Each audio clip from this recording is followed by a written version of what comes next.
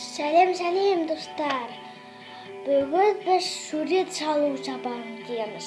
Сіздермен бірге мен Қуаныш Мерей. Бүгін сабағыма бүгінгі есеп істейтініміз шашу. Сандарды шашу. Біздер мынеқа шашу шашамыз. Сосын барып сандарды шашып аламыз. Яма бірінші мынандай бос нәрселерден істеп аламыз да, достар, әлерден бірақ істемейміз. Солай ма, достар? Солай екен. Яқ, достар, кеттік, шашайық.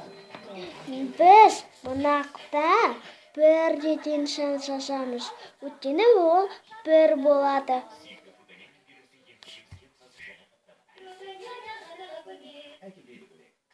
Міне бірді шаштым. Енді екіні шашу керек, достар. Бізбен бірге болыңыздар.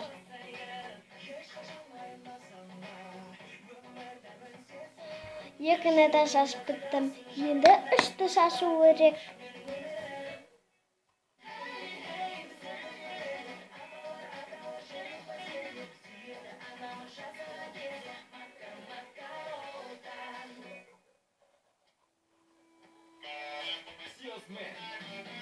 Ерлерге арналған кәсіби кітап. Енді сені байқамау мүмкін емес. Сенің мықты шашың Міне сандарды да шашып біттім.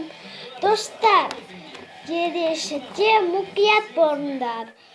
Істерменде менің істеуіме қайталаңдар.